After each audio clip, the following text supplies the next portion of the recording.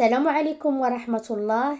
كنتمنى ان شاء الله تكونوا كاملين بخير وعلى خير، ولقاكم هذا الفيديو في تمام الصحة والعافية. اليوم ان شاء الله في هذا الفيديو غادي نحضروا واحد الصينية ديال الكوتليت بالخضر في الفرن اللي كتجي رائعة بزاف.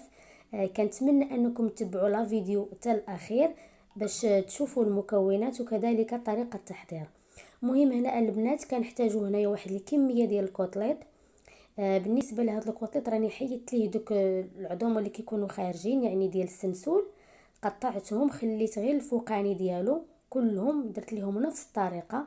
هانتوما كتشوفوا حيدت ليه دوك العظيمات وخليت غير الفوقاني ديالو. كنحتاجوا ليه هنا البصل، الطماطم وكذلك واحد الكميه ديال البطاطا اللي خديتها وقطعتها على هذا الشكل، يعني كنقطعوها كنخليوها تكون شويه غليظه. اول حاجه كناخذوا واحد المقيله كنديروا فيها واحد الكميه ديال الزيت وكنوضعوا فيها دوك القطع ديال الكوتليط على هذا الشكل هذا. يعني ماشي غادي نطيبوهم في المقيله، غادي غير نخليهم يتصهدوا واحد شويه، يعني غير بحال غادي تقلاو غير نص قليه. صافي كنوضع هاد الكميه اللي عندي ديال القطع في المقيله، غادي نخليهم غير واحد شويه كيف قلت لكم حتى يتصهدوا، يعني تقلاو غير واحد شوي. كنضيفوا ليهم غير واحد شويه ديال الملحه وشويه كيكه ديال البزار.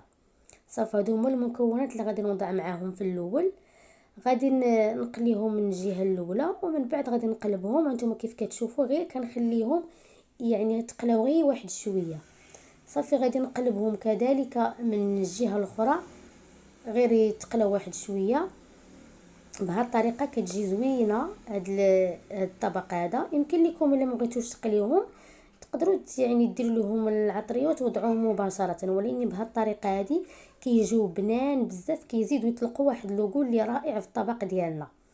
صافي هنايا بعد ما قليتهم غادي ندوزو للخضره اللي عندي هنايا غير حبه كبيره ديال البصل.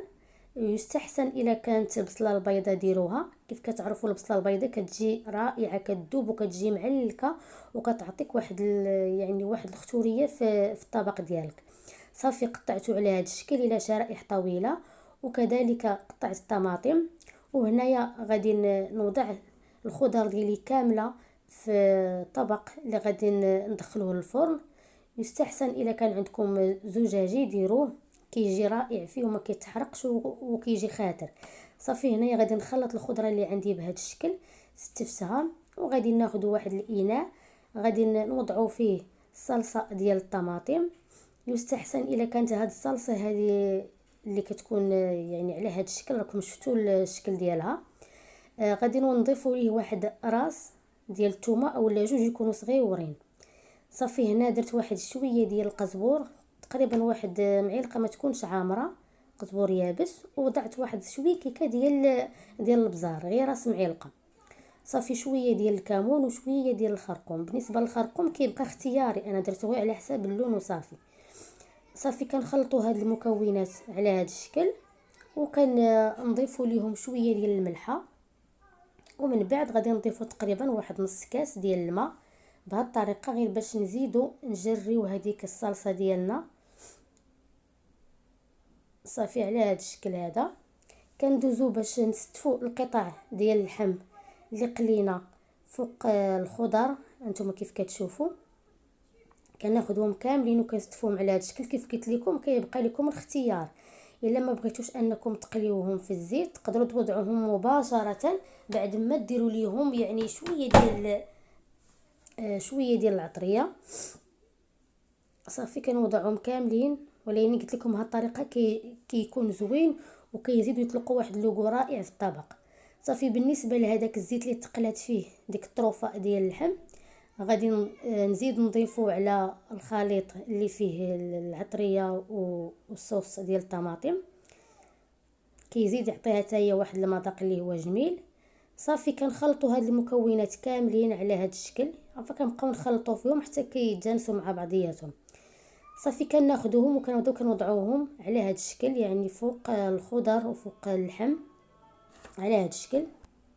كيجي رائع البنات، يعني كيف كتشوفوا يعني الطريقه ديالو، يعني المكونات وحتى الطريقه راه كيبان لكم بحال الا غادي ديروا شي مريقه عاديه مثلا في الطنجره اولا في الطاجين، ولكن راه كيجي مغاير تماما، كيجي فيه واحد لوغو، واحد المذاق اللي هو رائع رائع بزاف، يعني كيجي خاطر. وواخا المكونات تاعو راه بساط كيف قلت لكم. صافي هنايا بعد ما وضعت الصلصه من الفوق غادي نوضع عليها واحد الكميه ديال زيت الزيتون. صافي وكنجيب ورق ديال المطبخ، غنعاود نقطعو شويه باش يجيني قدو. صافي نوضعو عليه من الفوق، ومن بعد كنوضع عليه كذلك الورق الالومنيوم. صافي وفي هذا الحين هذا كنكونوا مشعلين على الفران، يعني كنكونوا مشعلين عليه من الفوق ومن التحت، وكنخليوه حتى يسخن مزيان، وكندخلوا ليه الصينيه ديالنا، يعني تقريبا واحد المده ديال ما بين نص ساعه حتى ل 45 دقيقه. صافي وكنكون الصينيه ديالنا وجدات. صافي كيف قلت لكم صافي غادي ندخلوا الفران وغادي نتلاقاو من بعد. صافي هنا البنات بعد ما خرجت الصينيه ديالي من الفرن، فهاد الحين هذا راه كتكون طيبه، يعني واجده، لا بالنسبه للخضر ولا بالنسبه للحم، كلشي كيكون يعني طيب. غادي نحركو غادي نقلب هاد الخضره بحال هاد الشكل، يعني ضروري الخضره اللي كنكونوا دايرينها في الفران ضروري كنديروا لها هاد الخطوه، حيت هذيك الخضره اللي كتكون لتحت كتكون رطبه وكتكون معلكه وزوينه، وهذيك الفوق كتكون بحال شويه ناشفه.